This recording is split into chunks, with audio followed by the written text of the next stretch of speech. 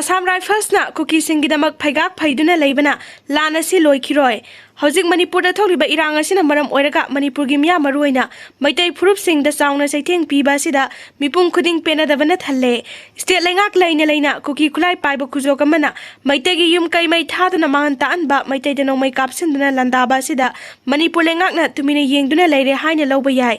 Chinga masung tampulaga Manipur oiribani adubu singdana sasanama tamdana sasanama sasan ani thokna khaidoktuna maitai prupta otpanaibasi chahi amaga tha ani phazilakle kuki militant singna samjaraba mairoi ani minungsi leitana hatkiba amadi mioi kya amagi mayumakai thadoktuna mangan ta anbada lengaksina kuki militant singda karigumba mata tawba ngamdaba haibasi lengaksi leiribra natraga leitrabra haibasini Lengak na Manipur miyam ki lanthum amadi punsi ngak senbigadabani amadi lengak laitana lakna bagum nomai matat mata chingthak tagi kaplaktuna lakna bagum tawribasidi lengak na karisu usinada bagum action amata lobidre thawong asibu miyam na penadre irang asina asumasum chatharakpa taragadi maitai prup wabana pankhai lanba ngamlaktaba yai matamtada oirakadaba phibam mai hoba irang ama oirakpa yai hauji kuki militant singna asuk yamna sakti leiribasi amuk haina rudrabasu Assam Rifles na phagak phaiduna leibadagi habisi puna makna khangnaraba wafamni wafamsi lengakna sukhanglibani lengakna tawbigadaba miyamgi punsi kanba miyamgi lanthum ngak senba asi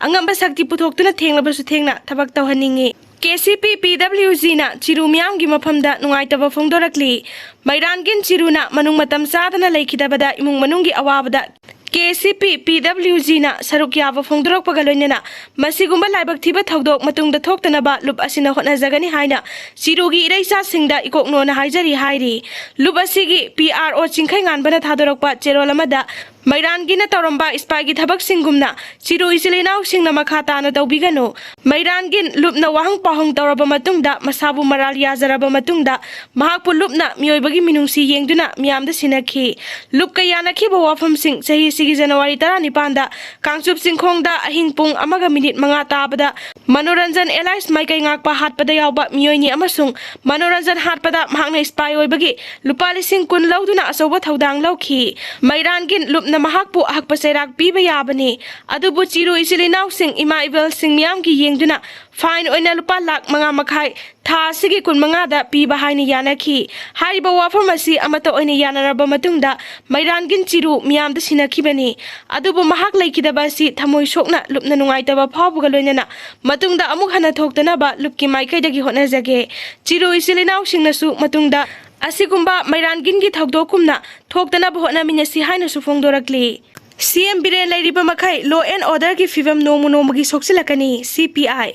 Manipur Chief Minister N Biren Singh ba lengak leiriba makhai state asigi law and order gi fivam nomunomagi soksilakani haina New Delhi da phongkiba CPI gi National Council mifam da puthokre athuba matamda Chief Minister N Biren bu famdagi loktoktuna irang asigi waroisin purakna bahotna gadabani haina mikhal manungda Prime Minister amadi Union Home Minister gi pungning singsin ki haina mifam maduda saruk yaruba CPI Manipur State Council gi Secretary L Khoirena fongdorkli tha sigi tara humdai dagi tara manga fawba numit humni chupna sathakiba mifam adugi matangda irabat baban da pangthokiba paugi mifam amada L Thoirena hai Manipur da thokliba chahi amaga tha ahum surakadaroba irangasi hek horokpadagi ngasi fawba party asina yamna haksina lawbuga loinana irangasi lengaklon soibadagi ni haiba wafam thamduna lakli Laibak asigi constitution democracy amadi secularism muthatnaba BJP na lawkiba phirep ngasi su hongba leitabana party asi laibak asidagi maru phangna muthatnabagi pandamda